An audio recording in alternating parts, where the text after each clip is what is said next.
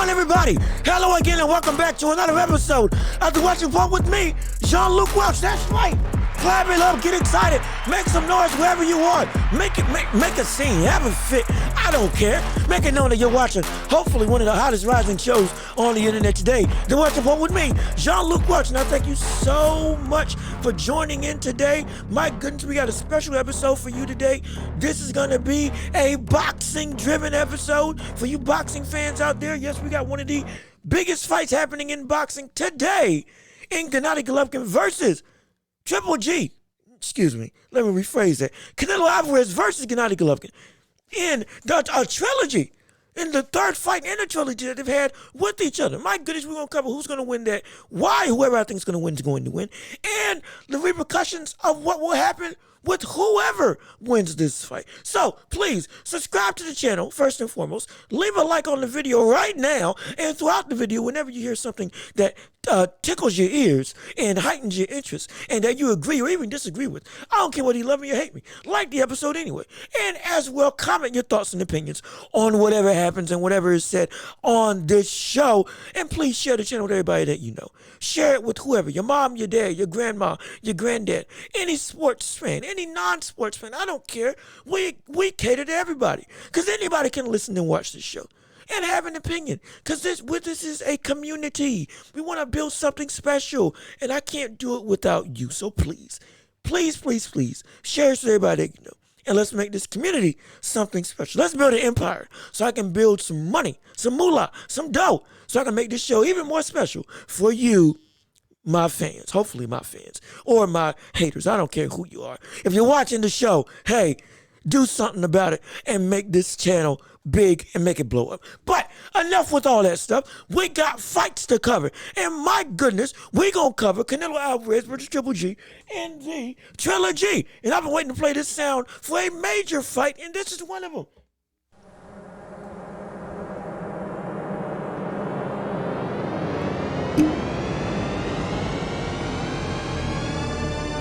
That's right. The THX sound that used to scare me as a kid whenever the movies would come up when I was a child. Shook the walls of my house. Hopefully it didn't shake your car, or it didn't blow out your speakers and blow out your bass. But again, that bombastic approach to that bombastic type of sound is perfect for this type of fight, because of the fact that this is legitimately a mega fight. This is a huge fight for anybody who's watching. I don't care if you're a boxing fan or not. This is a fight that you want to see, because this is the highest caliber of talent that you can garner when you're watching boxing, legitimately.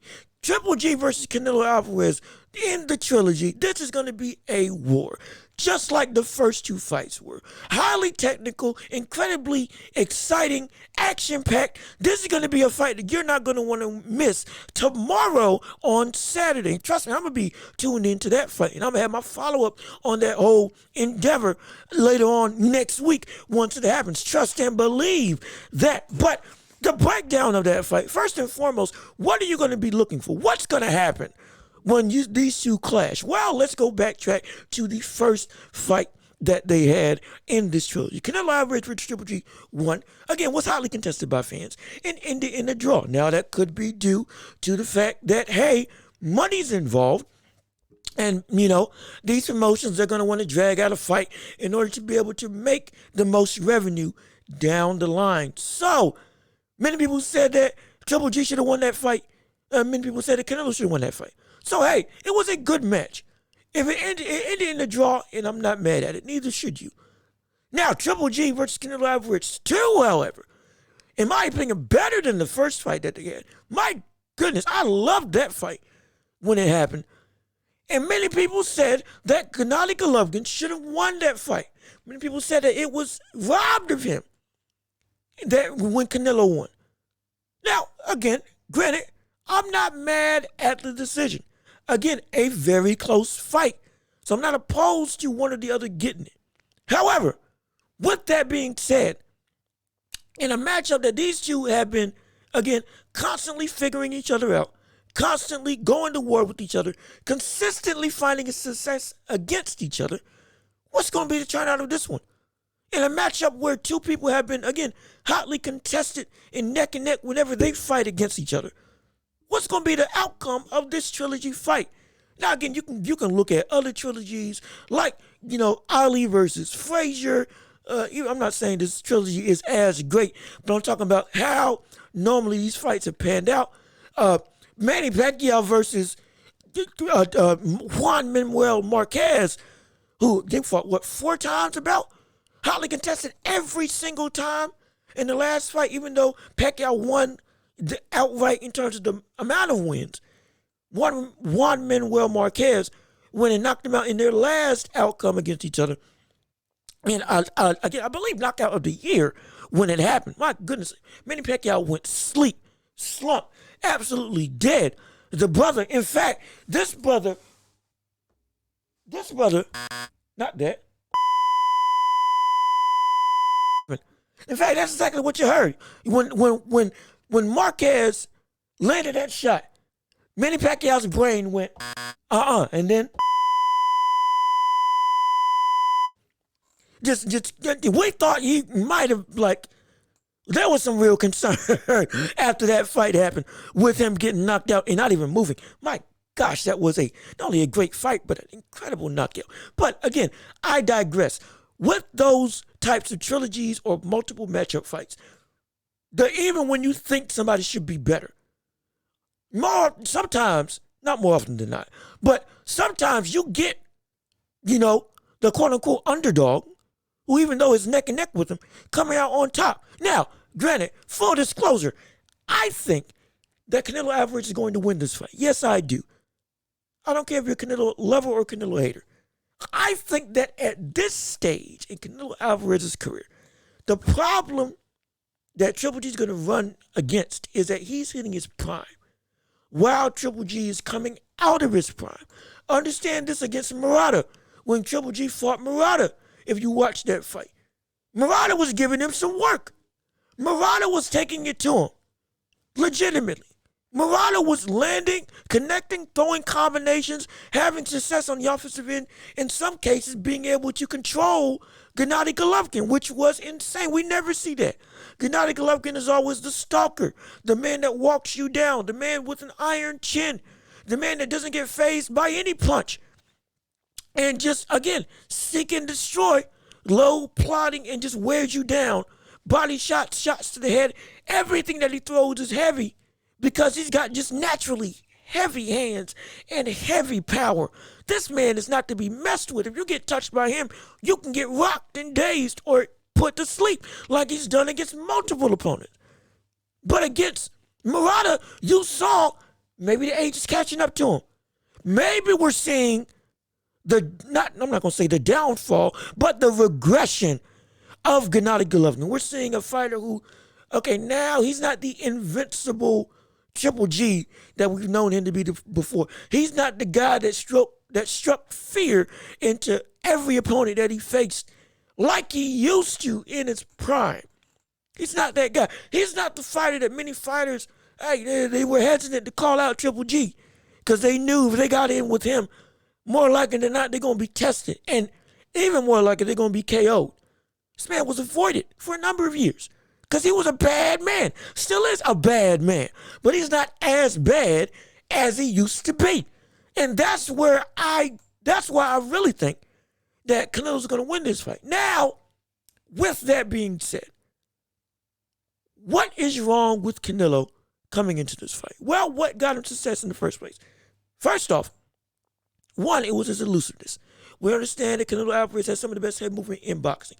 We understand that he, again, trains it every single day. You see his training videos. You saw the highlight against Danny Jacobs and other opponents where he just easily evades, slips, and moves out the way of what his opponent's trying to do. And then counters. Again, the brother is a counter puncher more than anything. Yes, he gets knockouts. Yes, he's aggressive. But he's an aggressive counterpuncher. He thrives also off of his opponents making mistakes and him capitalizing on them. He's not just coming through. See, you know what happened? Many people let the fight with Callum Smith change how they view Canelo Alvarez. When Callum Smith fought Canelo Alvarez I forget what time. When Canelo Alvarez moved up in weight, or was it super middle? Whatever it was. Sorry, there's a lot of weight classes. But I know Callum Smith was the bigger fighter. Canelo Alvarez got flack for moving up in weight instead of fighting David Benavidez, and still getting flack for that when he moved up in weight to fight Dimitri Bivol, for the light heavyweight title. But again, when he moved up in weight, despite the criticism, despite all the noise, people saying, oh, he's ducking, which is, again, utterly stupid. He's making himself great by trying to conquer other divisions. You commend somebody for that. You don't negate somebody for that. But when he moved up to fight Callum Smith, this man went and just utterly destroyed him. And how he did it was just moving through, landing big shots, one at a time. That was the thing. Yes, he threw some combinations here and there, but mainly it was slip, throw big shots, land on the arms, just wear him down, and utterly just, again, stalk and destroy with one-shot power. Every shot was loading up one-shot power. He would throw a hook, then throw a hard shot to the body. Throw a jab, then an uppercut. Sometimes he tripled up on the uppercut a couple times, just like he did against Bivol. But again, the problem with that is that he was deviating from what made him truly great. Not just being a counterpuncher, not just being elusive, not just having power, but throwing combinations. As we saw him move up, we saw Canelo throwing less combination punching, or throwing less combination strings, and more so loading up on one-shot power. Now, can he get away with that because of his skill set? Yes. However, that's not the best Canelo. And it wasn't the best Canelo. Now, could that be because of the extra weight coming on him? Now he has to adapt. Maybe he can't use up all that energy to throw those combinations like he's able to do.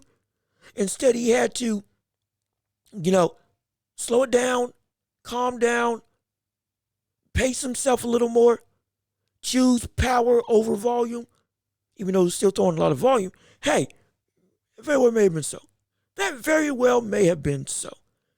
However, against Gennady Golovkin, the easiest way that Canelo Alvarez is going to be able to win this fight is to throw combination punches, not just throwing one-shot haymakers one at a time or two at a time.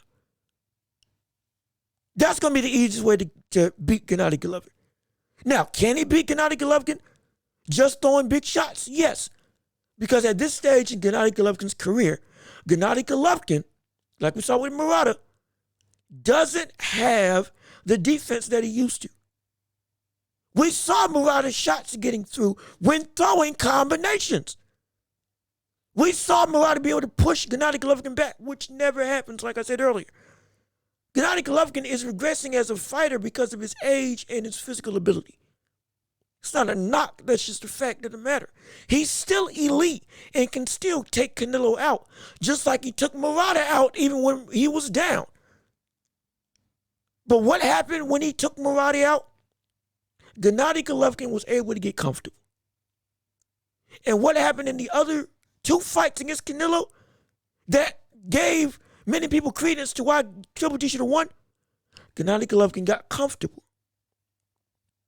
He got comfortable. Canelo Alvarez can't let Gennady Golovkin get comfortable. He can't let Triple G get comfortable. And one of the best ways to let Triple G get comfortable is to lull in the action. Giving Gennady Golovkin time to not only think, but see what shot's going to come is dangerous because of the fact that then it gives him a chance to get in his own rhythm, to get his own motor running. Maybe it's not as fast as it used to be, but once he gets going, shoot, that thing is like a lawnmower. It will cut through anything.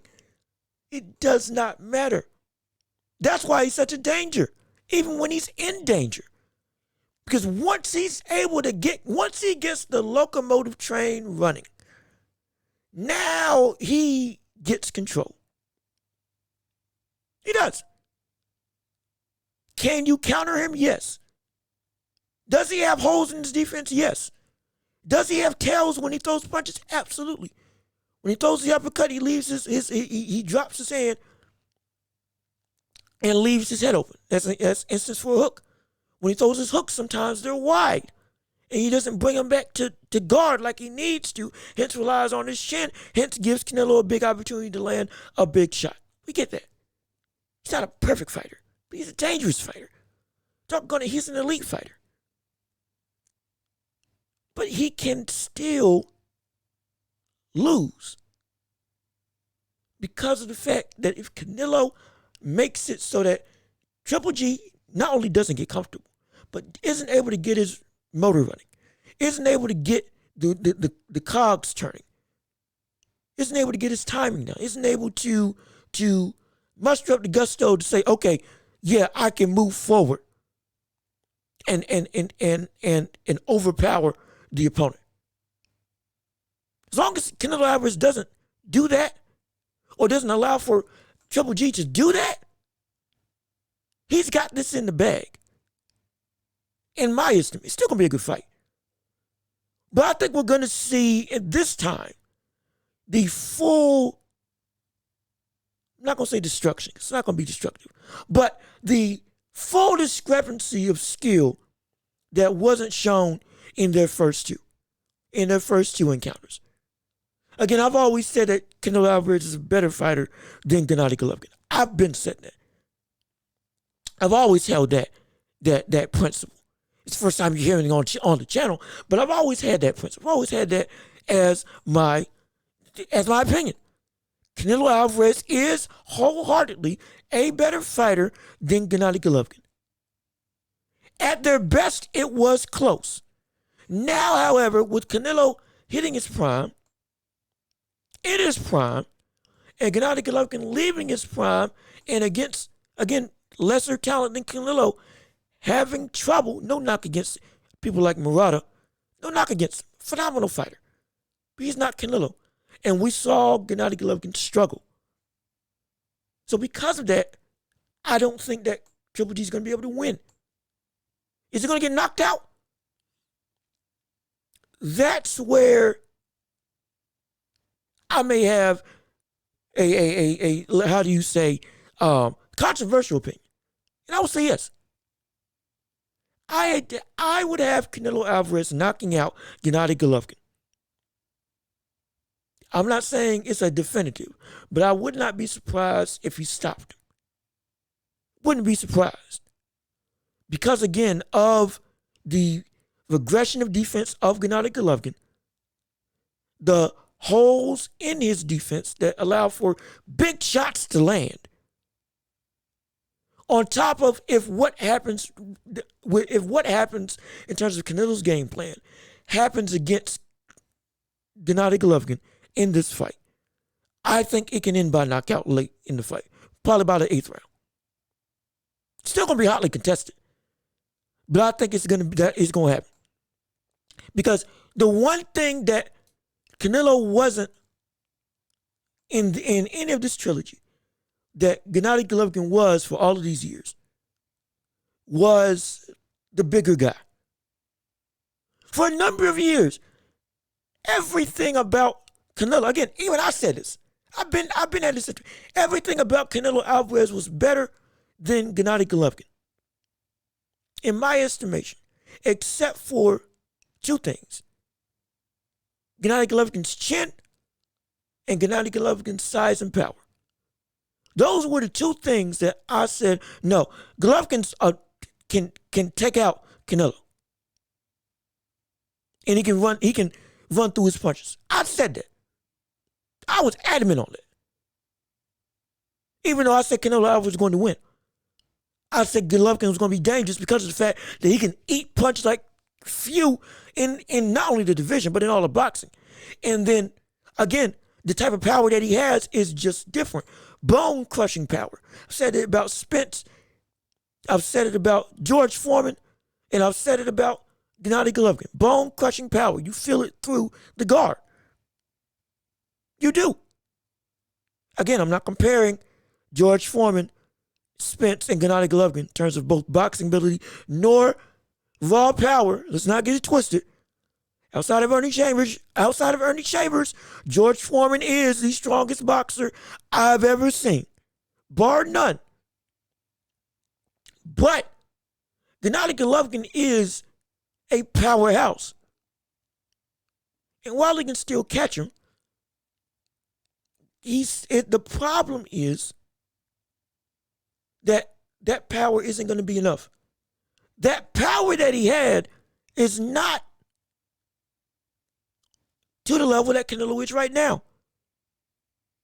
It's never been the case in any other fight except for this one. This is the only one where Canelo's coming in as the bigger, stronger man in this fight. And that's why I say this can end in knockout late in the 8th round.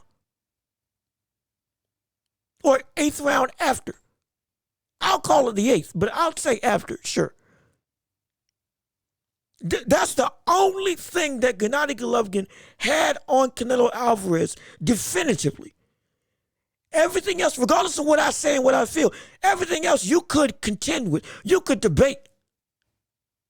But you couldn't debate the power of Gennady versus Canelo. You couldn't do that. You couldn't debate the chin of Canelo versus Gennady. Now, you can. And you can argue that Canelo's got more power now. You can. You legitimately can. It's not out the question. And I would say that he's the bigger man in this fight.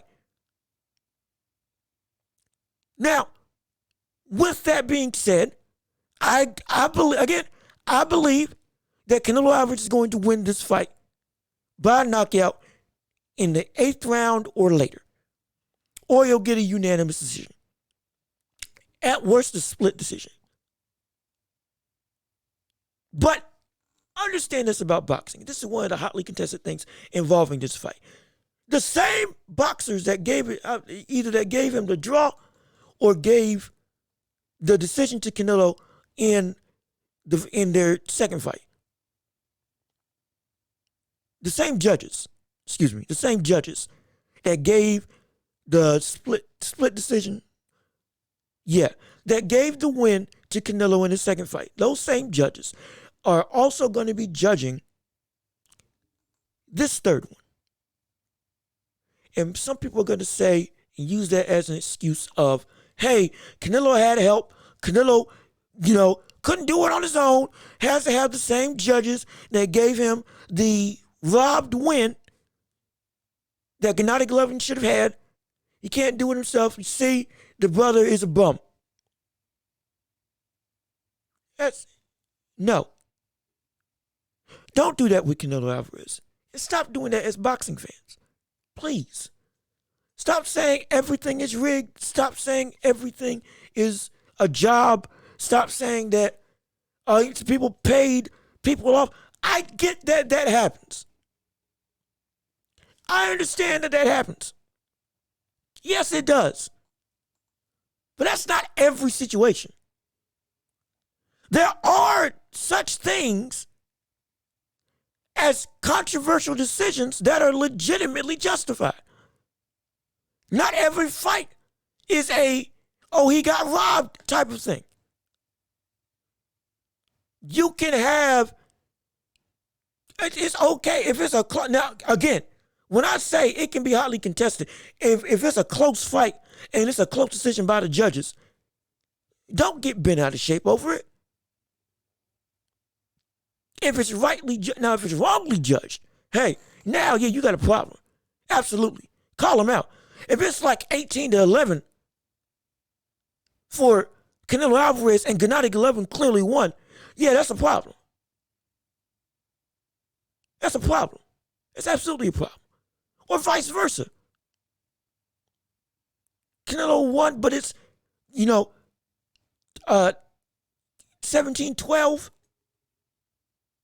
or 17-13 or whatever, a big discrepancy in the judges' scorecard, call them out on it. But if it's a legitimately close fight and it gets closely judged, don't get bent out of shape if the fighter that you thought won the fight didn't win. Because not every situation is a clear-cut, definitive, yeah, he got it. Yes, he won it. It's not every fight. Again, if you understand what I'm talking about and are legitimate boxing, yeah, you no qualms. No qualms whatsoever. Don't worry about anything that I'm saying. If you're one of those people that immediately throw out rigged, paid off, this, that, and the third, every excuse because your fighter didn't win, that's hurting the sport. It's hurting yourself to understand the sport wholeheartedly. It's not how this should be. It's not how it should be at all. You're better than that. Yes, if things are hotly contested, let them be hotly contested. Understand that there are times that judges get it wrong. And then there are times that judges get paid off. There are those times, but those two times are different. Sometimes a judge can just get it wrong as to who they saw won the fight. But not every time is it that somebody paid somebody off. It happens. Don't get it twisted. Don't get it twisted. It happens. And it happens also that those people, more often than not, should be. They're not. It doesn't happen like it's supposed to be, but should be. They should be banned from boxing. Those types of judges, ban them from boxing. Absolutely. Get them out of here. They don't have no place in this sport. People putting their lives on the line to make a living by potentially aiming to hurt and or, we've seen in the ring before, kill the opponent in front of them. This is a sport of bloodlust. It should be judged in the most unbiased way. It's not always the case. It's not always the case. But again, it doesn't mean that if your fighter doesn't get a decision, if it's close, if the fight is close, that every single time it is rigged. Or Canelo paid somebody off, Gennady Golovkin paid somebody off. It's not that. Let's not do that all the time. Call it out when it needs to be called out. Call out a bad decision. Call out when, somebody is legitimately robbed. Legitimately. Don't call it out if it's actually close and it can be given one way or the other. Don't do that. Don't do that. Because now you're letting your fanboy ability or your fanboy fandom get in the way of you actually understanding and analyzing the sport. It's not good for boxing. It's not good for you. So please, don't do that. So that, again, could be used as a means to discredit Canelo if he does win by decision. I'm not going to do that if it's legitimately earned that he legitimately won the fight. Again, in my estimation, the first two fights of the trilogy, if you felt Gennady won, give it to you. If you felt Canelo won, fine. It was close enough that both opinions can be correct. That's okay. You can make an argument for both people winning. That's fine. And make your argument. Absolutely. But don't do a thing where if Canelo wins, like many fans do, and I'm not here trying to be a fanboy of anybody. No, bump that. I have who I think is the best in the world. I have who I think is the best in the division. And I have who I think is going to win a fight from fight to fight. That's it. My favorite fighter doesn't dictate who I think is going to win in the immediate. Anthony Joshua for a time was one of my favorite fighters in boxing. Guess what I said? He's not going to beat Tyson Fury. And guess what I still hold? He's not going to beat Tyson Fury. And Joshua isn't my favorite fighter anymore. And I hold that same sentiment. Same sentiment. I love Canelo. But that doesn't change the fact that If he doesn't do what he needs to do in this fight, he can get knocked out. He can lose. And if he ever wants to go back and rematch against Bivol, if he uses the same tactics and doesn't actively do what he should have done, which is throw combination punching, move, not just try to one-shot everything, and change up his approach to make Bivol uncomfortable instead of letting him wail on you on the ropes in the corner while you're trying to goad him into a counter. Sometimes you got to force the counter. Sometimes you got to push the pressure. If he doesn't change up those types of things, he's going to lose again to Bivol. If he ever wants to have that match again. Or if he ever gets that match again. Get unbiased. If you don't do what you need to do, you're going to lose. Regardless of whether I think you should win or not. Regardless of whether I think you're my favorite fighter or not. Does not matter. Does not matter.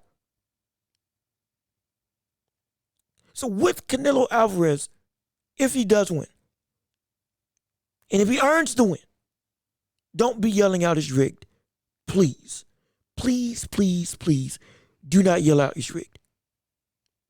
Now, while I say that Canelo Alvarez can win, one of the things that I see that could potentially cause him not to win is the fact that he's been moving up and changing his weight a lot. If you remember Roy Jones Jr., when he moved up to heavyweight and then moved back down to fight Antonio Tarver, what happened? He got knocked out. And he struggled. After he moved back down from heavyweight, he was never the same. Never the same. Moved up, captured the heavyweight title. First time since Bob Fitzsimmons, I believe, middleweight and heavyweight. I believe that was the first time it had happened. Again, fact check if you want to understand for yourself. But I believe since Bob Fitzsimmons was the first time that somebody had moved from middleweight to heavyweight and gained a title in both. That was the first time. But once he moved back down, what happened? Never the same. You could see it. Never the same. Still explosive, but something was off. And then gets caught, gets knocked out. Then gets knocked out again. Like, it was not the Roy Jones Jr. that I hold as one of the 3 greatest fighters I've ever seen in boxing. As a talent. Roy Jones was top 3 at his best. It was not a man on the planet at that point in time that could touch him. There wasn't. It was not. That brother was special beyond repair. Beyond reproach. Not repair. Not repair. Beyond reproach. You couldn't dispute it. The talent was so advanced above everybody else, regardless of the division. At his best, before he moved up, it was over. The only time he lost in his prime was to disqualification. That's it. Outside of that, the brother was flawless. Flawless. And I believe he was winning that fight when he got DQ.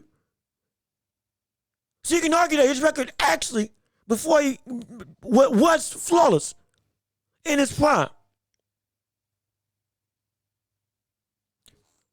But when he moved back down, what happened? Never the same. That same thing could happen with Canelo. That same thing could happen with Canelo. Moving weight and changing weight this many times has an effect on the body, whether you like it or not, whether you want to admit it or not. And because of that, there's a fear that Canelo's body and trying to adapt and change amongst all these different weight classes potentially is going to go shot before it's time. When that happens, we don't know. We don't know. But when it does happen, you see it clearly. And that's with Canelo, when he gets into this fight, if that does happen, then, hey, Gennady Golovkin can win it. Absolutely. Absolutely. Gennady can win it. But that's the scary thing. And that's what makes people like Canelo and others who move up in weight to try to conquer multiple divisions so incredibly special and so great. It's not just because of the fact that they're winning. It's because of the fact that they're pushing the limits of what their body can naturally handle to go after people who are naturally bigger and naturally adept to whatever weight class that they're in, while your body is fighting to keep up with whatever weight, power, and this overall frame that you need to adjust to. It's a struggle. It is a struggle. It is hard. It is hard. Don't believe me? Deontay Wilder versus Tyson Fury, when they fought against each other. Deontay Wilder used to be able to go for a lot longer. Didn't have great stamina, but he used to be able to go for a lot longer in terms of fighting. Fundamentals are still horrible. But when he was 212 to 220, perfect. Perfect. Wiry frame, carried power all the way through, had the explosive athletic ability all the way through in any fight that he was in. When he fought Tyson Fury the first time, knocked him down in the 12th. Nearly knocked him out. 12th round of a phenomenal fight. Goes back second time around after the draw, puts on even more weight to try to say, let me load up this right hand even more with more power so that he doesn't get up this time. Is tired by round 3. Fight and gets knocked out in, I believe, the 7th or 8th. 6th, 7th, or 8th, one of those 3 rounds. Knocked down multiple times. Winded by round 3. Third fight, my opinion, the best of that trilogy. What happens? Puts on even more muscle. Puts on even more weight. The biggest he's ever been. He tries out a new tactic of going to the body, jabbing to the body, actually wins round 1. And then what happens? He's tired by round 2. Round 3, completely gassed. Granted, did the power work? Yes.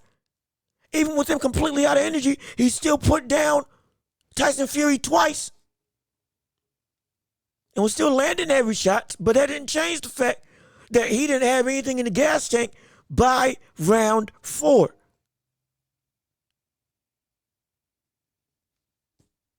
Body changes affect your body's performance. And Canelo Alvarez, it can be both putting on muscle and taking off muscle. Canelo moving up and moving back down, that influx of changing his body consistently, that drastically, it can take a toll, and that toll can be paid at any given point in time in a fighter's career. At any given point in time. And when that happens, it severely affects the boxer's ability to produce at their best and highest level. And that's the underlying fear I have with Canelo. That's the underlying thing I have with Canelo. Him moving up and moving down consistently can potentially in this fight or fight in the future take its toll and have an effect. It really can. It really can, whether you want to believe it or not. This is with any fighter. Some people, they're blessed enough to where that doesn't happen to them. Others, hey, it's not always the case. Others, it takes a major toll. So with him being great and moving up in weight classes to try to gain multiple belts, phenomenal. But understand that if you see Canelo all of a sudden not look like the Canelo that we've known, which, to be perfectly honest, the Canelo that I know, he hasn't looked like that in a minute. Because again, not using combination punching as much, more so plotting and instead of after landing a counter, throwing more than just one shot, only going for big blows. He did it against Sergey Kovalev, he did it against Caleb Plant, he did it against Bivol, he did it against Callum Smith. Again, an aggressive counter puncher is his style, but if he threw combinations more, it will be even more deadly. But again, it's not necessary for him to do that against Golovkin at this stage in Golovkin's career. But further on, however,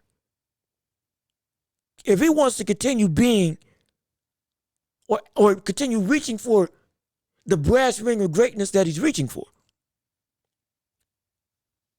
be mindful that this weight gain and weight fluctuation consistently can potentially hinder your body's ability to perform at its best level to reach that goal.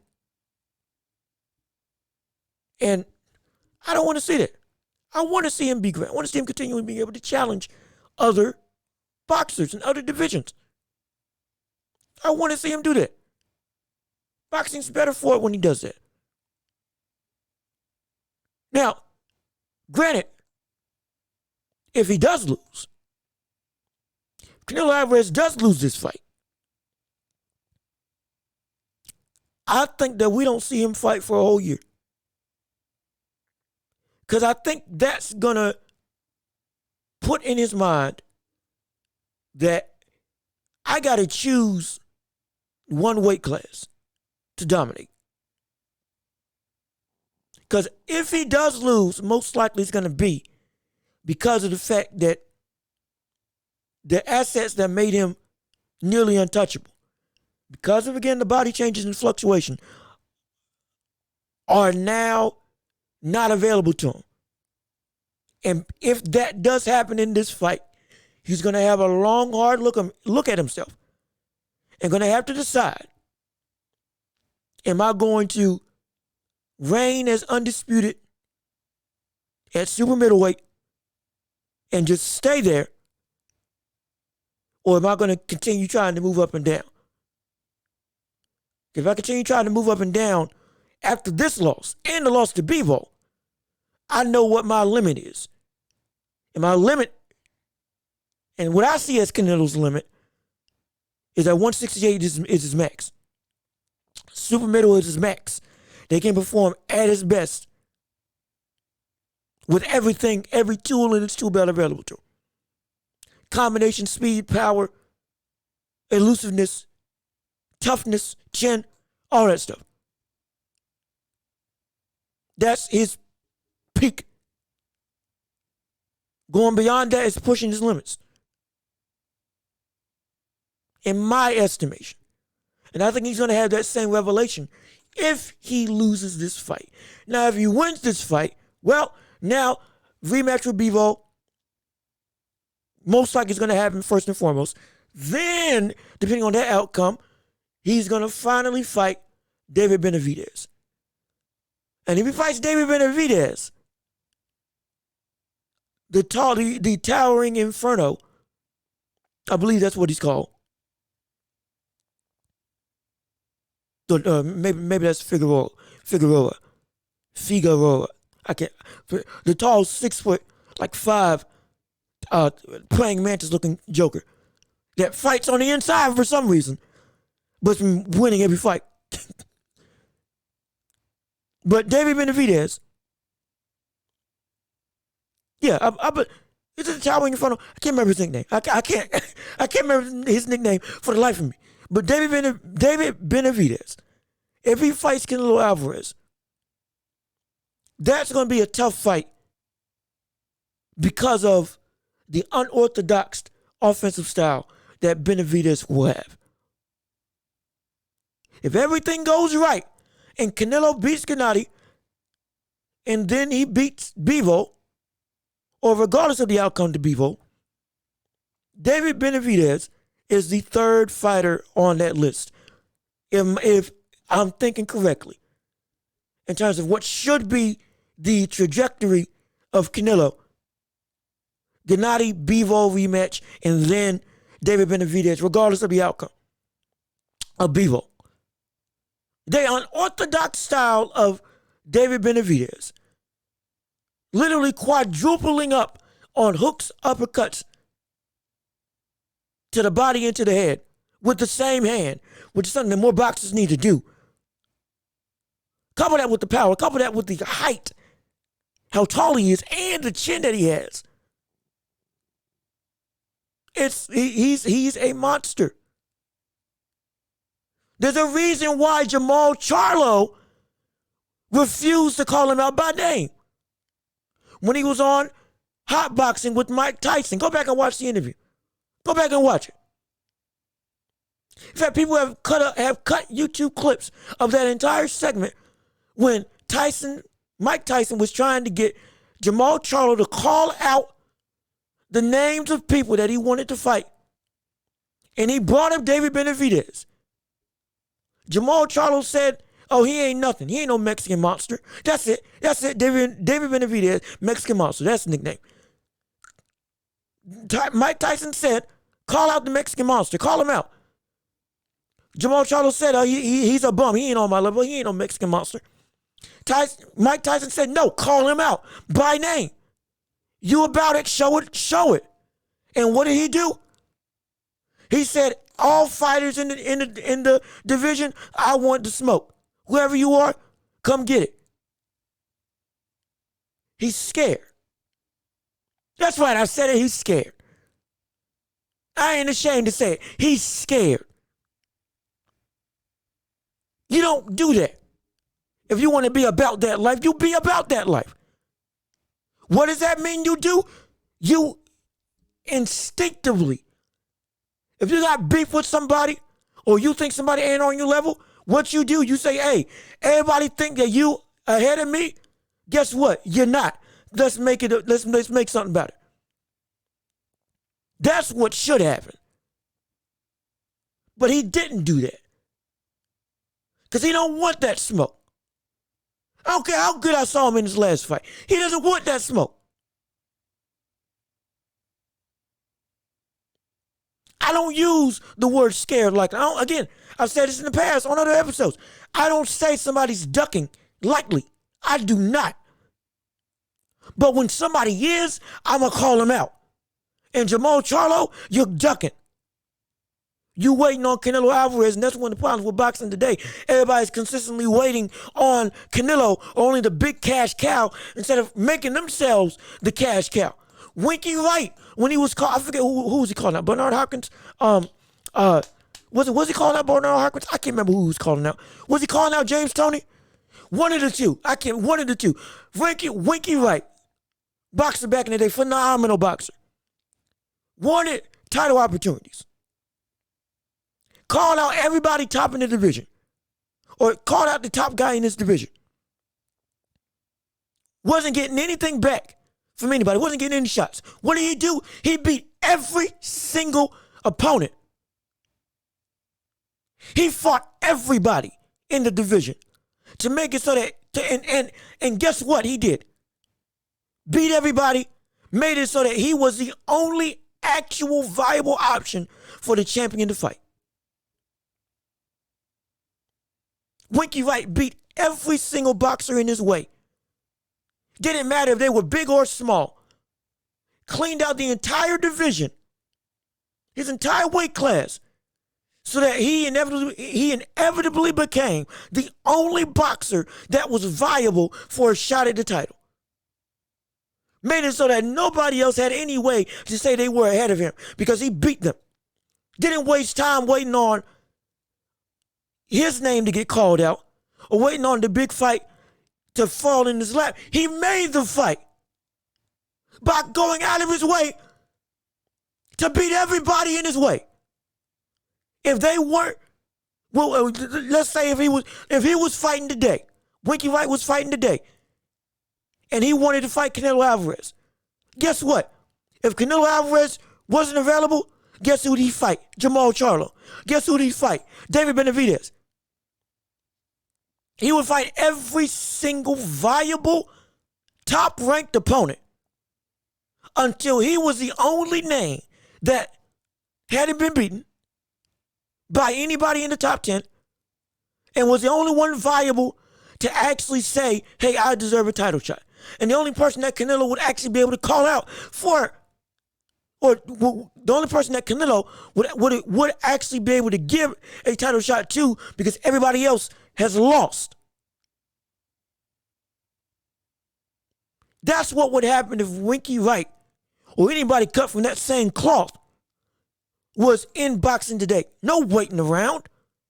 You earn your shot by beating everybody. Jamal Charlo would get his fight with Canelo so much sooner if he went ahead and beat David Benavidez and then beat everybody in the division. Beat Caleb Plant. Beat everybody. Everybody that Canelo either faced or is looking to get and fight against Canelo, you go and you beat them. You go and you do that. The biggest name that they say is the biggest threat to Canelo, which is David Benavidez, outside of Bivol, is David Benavidez at this point in time. Guess what you do? You beat David Benavidez and make it so that now you're the biggest threat to fight Canelo Alvarez. Put yourself in position to be the only viable option. Don't just sit there and be content with just calling people out. I don't understand that. Marvin Hagler fought everybody. Roberto Duran fought everybody. Tommy Hearns fought everybody. Sugar Ray Leonard fought everybody. Sugar Ray Robinson fought everybody. It doesn't matter. Excuse me. Oh, sorry. So sorry. I'm not sick. I'm just riled up with rage. That's what I am. Riled up with rage and frustration. Because all these boxers in the modern day are doing the dumb thing of trying to wait on a payday instead of making themselves a payday. You can earn yourself the ability to earn all the money in the world to be the big name that you think that you should be. If you go and fight everybody. That's all you got to do. Go and fight everybody. Stop waiting on names and make yourself a name. Not just with cherry-picked records and promotional appeal. With bums that don't deserve to be in the ring with you. Nah. You fight competent competition multiple times a year until you are slated to be the only guy viable for anybody to fight. That's how boxing should be. That's what Jamal Charlo should be doing. That's what every fighter in every division should be doing. Not looking for big names to call them out. Make yourself a big name, and then you call the other people out. You call Canelo out after you've earned your reputation, after you've earned the right to fight. Canelo beat everybody. He earned the right to be this big of a megastar. He earned the right to pick and choose who he's going to fight. Y'all ain't done that. Jamal, we can go even further, regardless of weight class. Ryan Garcia, I don't care who you are. Y'all talking like y'all big names. Y'all haven't earned the right to call out anybody. Because y'all ain't fighting nobody. You fighting bums. Your cachet and your promotional appeal is great. Your boxing talent is there. I'm not discrediting your ability to box. I'm discrediting your inability to make yourself even greater than you are by refusing to fight who you need to fight. And by that, I mean, don't wait on big fights to happen. You build up your record by fighting everybody. Everybody in your way, you fight. I'm not talking about non-challenge. I'm not talking about easy wins. I'm talking about legitimate contenders. If you can't get Ryan Garcia, if you can't get Gervonta Tank Davis, you fight the next best thing. Look for a fight against Isaac Cruz. Huh? Look for a fight against Isaac Pitbull Cruz. The only person that has the right to call out who they want to fight or to say, yeah, I'm that guy right now is Devin Haney. Because he's undisputed. Don't nobody got a belt in the division except for him.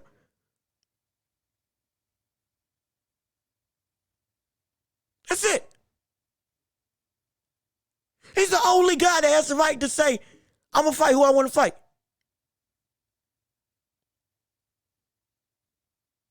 Outside of that, everybody else is in line.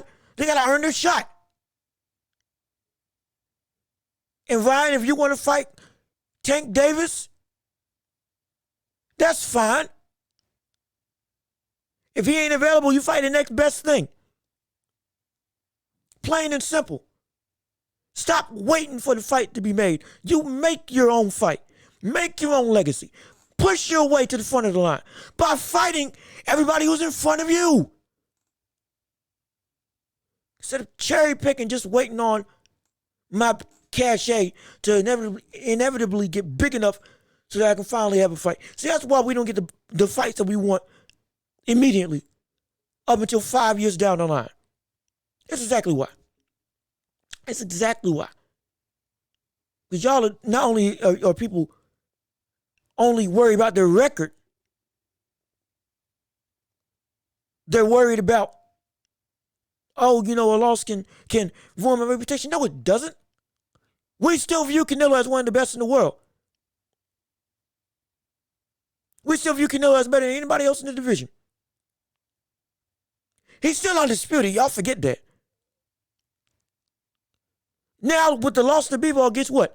We know, or in my estimation, I know where his limits are as a boxer. How far he can move up before he cannot compete like he needs to. It's not bad. It's just a fact of the matter. Yet he's still garnered as one of the best in the world. He's still on the pound for pound list. You move him lower, if you want to move him lower, so be it. He's still on there. And he's got, 2 losses on his record? Which in today's boxing world is utterly ridiculous. That's not how boxing should be. Boxing should be, I fight the best whenever they're available in order to pay my way to a shot at the title, to be undisputed, and to reign. That's how boxing should be.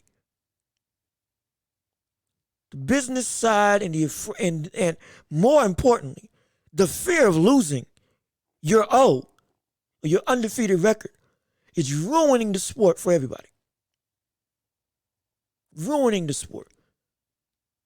You change that, boxers, no matter what division, you change that mentality, you're golden. We go back to the golden age of boxing, when we were having matchup on matchup on matchup nearly every month. Fights getting made left, right, and center. Big fights getting made left, right, and center. Trilogies happening left, right, and center. Mega fights that didn't take 5 years to make. And then immediate rematches. Upsets leading to other major matches, redemption arcs for fighters who get back into the fight. All of this happens when you make a conscious effort to not be afraid to lose and to fight because you love to fight. That's what makes the sport better. Not saying neglect the business side. Get your money, absolutely. But that doesn't change the fact that if you want to be the business that you think that you are, you got to fight. If everybody wants Canelo money, everybody's got to do Canelo things. And what's Canelo things? Fighting anybody and everybody. Plain and simple. You want Canelo, you fight like Canelo, and you fight everybody. Everybody. When you do that, okay, you earn his money. You earn his respect, and you earn his cachet. You earn his current stature or current stature in the boxing landscape. You earn that when you fight like he fights. I'm not talking about style. I'm talking about volume of fights and quality of fights and quantity. He's not just fighting Joe Schmoes and boxers don't belong in the ring with him. Anybody who's a contender, he's fighting. Lara, Amir Khan, Danny Jacobs, Gennady Golovkin. If it's there, he's going for it. If it's there, he's going for it. Floyd, when he was younger, Floyd Mayweather. I believe they only lost on his record outside of Bevo. If you're there, he's going to fight you. And if he loses, guess what? He's going to keep fighting. It's not hard. It's just the fact of the matter. And when boxers understand that, this whole sport will be 10 times better. 10 times better. So much better. But, again, I digress for this show. This has been the Welch Report. Again, Saturday night, Canelo Alvarez vs GGG, the Trilogy. You don't want to miss. I believe it's on the zone. If you can catch it, please catch it. Again, leave a like on the video. Subscribe to the channel. Comment your thoughts and opinions on everything that we've talked about today. And please share this with everybody that you know. Whether they're a boxing fan or not, let's make this channel great. And bring them in. Please bring them in. Let's make this thing a mogul, baby. Let's make this thing an empire. And I can't do it without you. So please, thank you very much for joining me on the show. This has been the Welch Report. I've been your Jean-Luc Welch. You've been beautiful. Peace and love. We out of here.